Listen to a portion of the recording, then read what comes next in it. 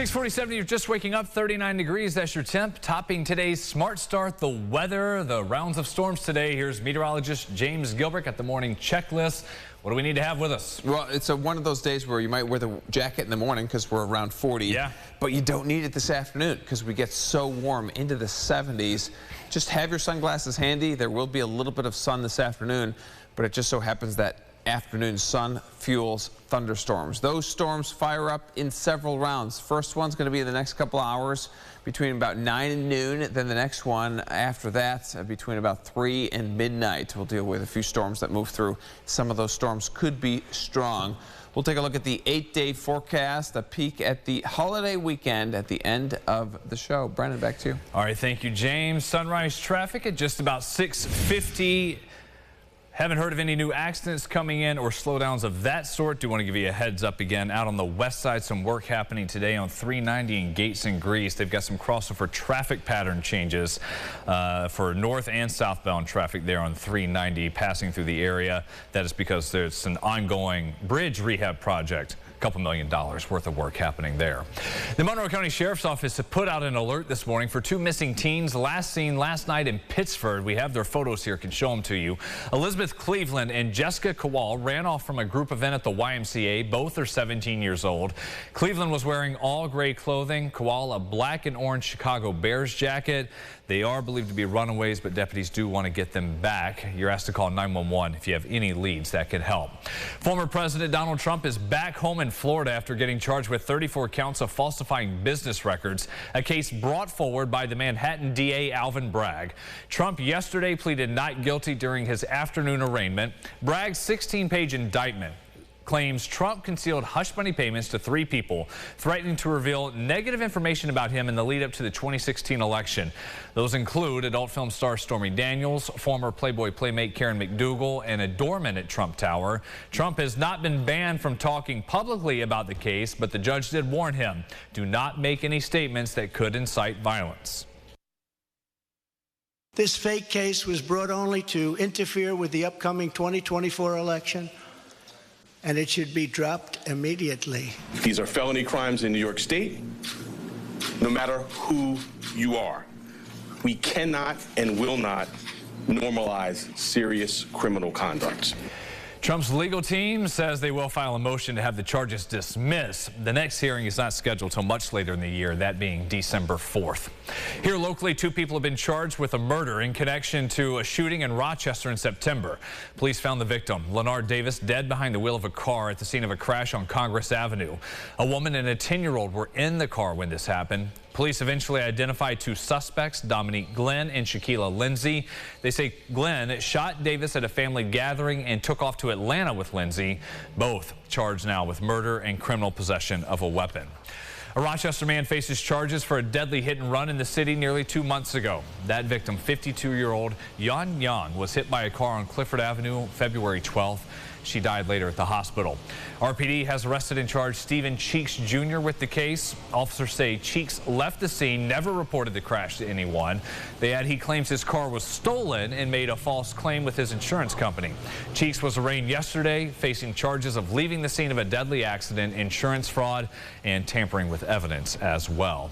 New this morning, we have a closer look at the overall impacts of smash and grab crimes hitting the region. It's not just the worry and peace of mind for business owners about their safety. It's also the finances, their bottom line. Jatira Marsh is here in the studio to explain. Jatira. Brennan, within the past few weeks, several different businesses in the city of Rochester and suburbs have experienced an increase in smash and grabs. One of the most recent taking place in Maston at Filer's Power Sports, where several suspects crashed into the side garage door of the building and stole dirt bikes along with additional merchandise, which, according to the store manager, resulted in between $70 to $80K in stolen products on top of $60,000 worth of damage. Amit Batapiel, professor of economics at RIT, noticed a trend of these crimes relating mainly to the youth and gives his thoughts on why this may be happening. Are a sense of hopelessness among certain segments of our society, many of them unfortunately relatively younger people who apparently see no better prospects in the immediate future for their lives than to engage in this kind of smash and grab activity.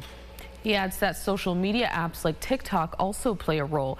He explains it performs as a manual to show how to steal cars like Kias and Hyundais to then commit these crimes. Brennan, back to you. All right, thank you, Jatira. This topic also a focus for lawmakers in Albany as the state budget is 5 days late at this point. The April 1st deadline, when it's usually due every year, has been pushed back this year to the 10th.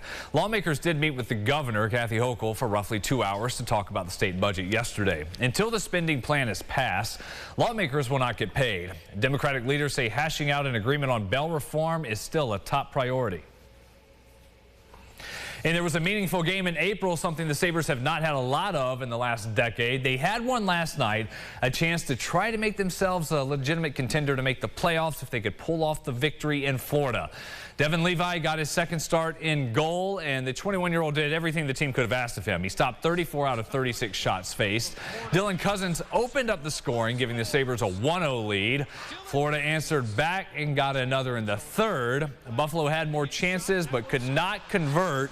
The Sabres fall 2-1 to the Panthers, all but putting an end to their playoff hopes, just waiting for that officially, mathematically, to happen. Jim Nantz was honored after the Final Four following 32 years on the mic. He received another honor here yesterday. Oak Hill announced he will be the latest inductee into the club's Hill of Fame. Nantz has been the voice of so many majors and annually presides over the green jacket ceremony at the end of every Masters. He'll do that again Sunday afternoon. He will here become the 46th member of the Hill of Fame, an honor paying tribute to those who've contributed to both the game of golf and Oak Hill itself. The ceremony will be held the Wednesday afternoon, right up before the first round of the PGA Championship in May. Something else people here will be talking about lining up to get their tickets. The Rochester Broadway Theater League has its new lineup for the next season, featuring a lot of hits to be excited about. The first two will have 2-week runs.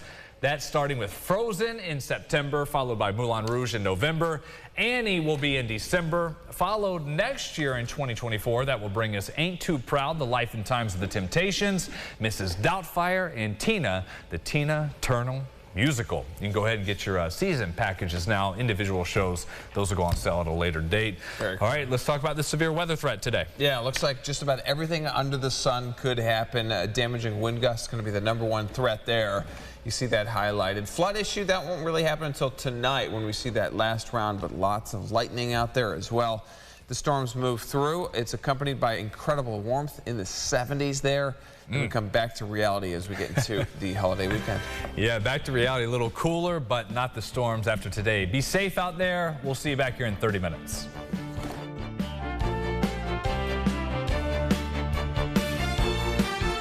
Follow News 8 wherever you are on RochesterFirst.com, Facebook, Twitter, and on our app for news and weather.